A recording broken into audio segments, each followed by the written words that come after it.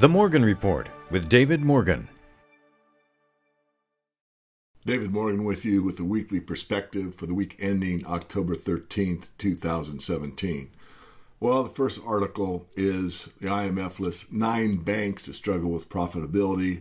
Some of them include Deutsche Bank, Citigroup, Barclays, a few Japanese institutions, the article continues, could struggle in coming years to remain sufficiently profitable. About a third of the banks by assets may struggle to achieve sustainable profitability, underscoring ongoing challenges and medium-term vulnerabilities, the IMF said at a meeting in Washington on Wednesday.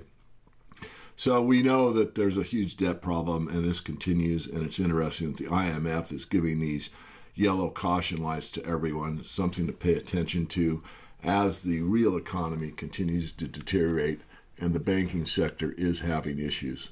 And a theme that we've done here in the weeklies has been the ongoing struggle for the auto industry, another from Wolf Richter on Wolf Street. GM to lay off 1,500 more workers as its car sales plunged twice as fast as the rest of the industry. Often stated by me, as GM goes, so goes America. I think that's pretty viable statement, and I won't read the article to you, but they're considering canceling several models, and these include some of them such as the Volt, not the Bolt, Buick LaCrosse, Cadillac CT6, and the Cadillac XTS, Chevrolet Impala, and the Chevrolet Sonic. This is, again, a theme that the economy physically is not doing that well. And the auto industry, which is subset to the housing industry, which means that the housing industry is basically where we get out of a recession, a lot of new construction, that type of thing. The infrastructure we build out, we heard under the previous administration, this one as well, really hasn't manifested. And the physical economy continues to deteriorate. Even with a casual look, you can determine these things. It's rather obvious to those that are awake and aware that things are looking great in the stock market, but not so great in the physical reality.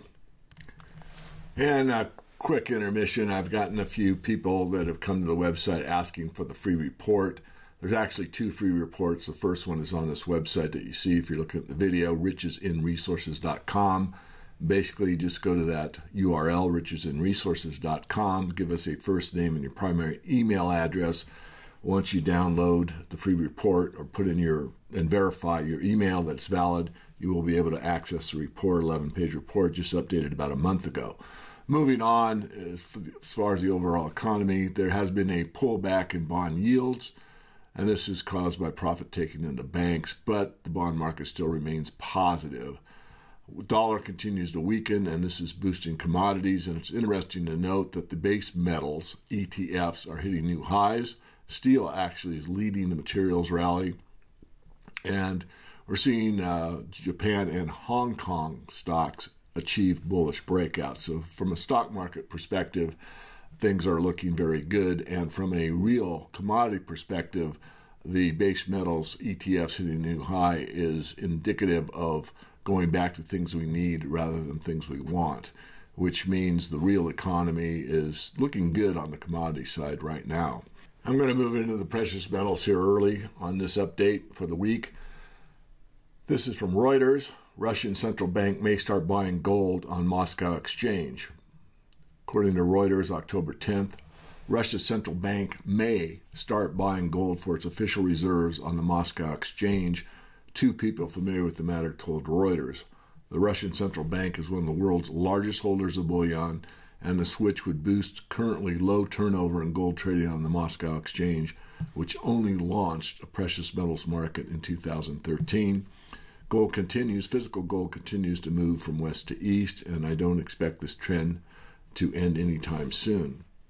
On that theme, I've been talking about the oil futures market based on the yuan, and also is that tied to gold or not.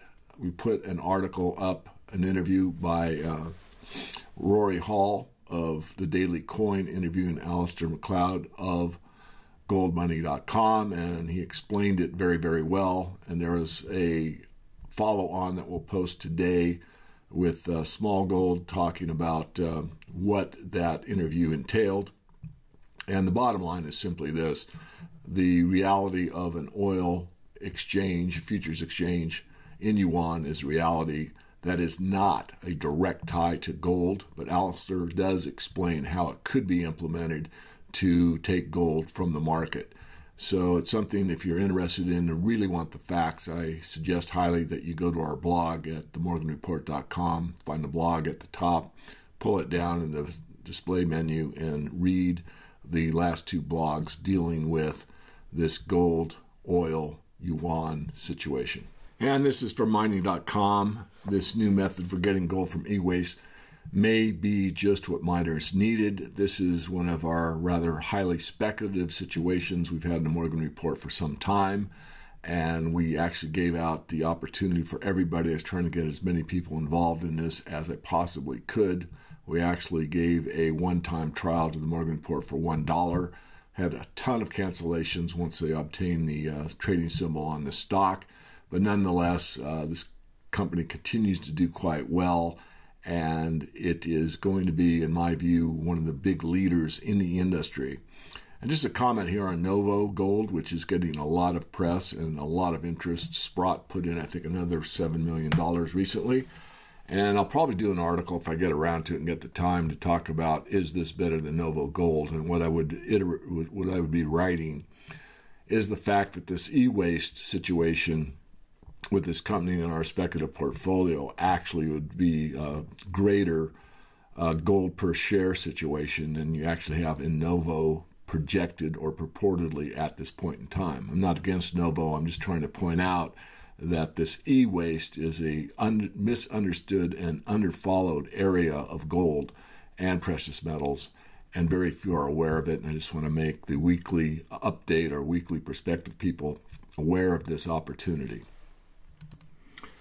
Moving on to the energy sector, one of the best, without a doubt, especially in my opinion and others, is Art Berman, who has written an article here on the 11th of October. Higher oil prices are likely in early 2018. You can read the article, of course. Nonetheless, the point is that we've probably seen a low in oil for a while. And although all the fracking and everything that's going on and less demand, et cetera, oil still is the most important commodity on the planet, and nonetheless is going to be subject to ups and downs. Nonetheless, many are of the belief that we're in this oil glut for a very long time. I doubt it. I think that we're going to see, as Art Berman outlines in this article, that we will see an increase in the oil sector. So it's something to pay attention to, and it's something that you might consider investing in.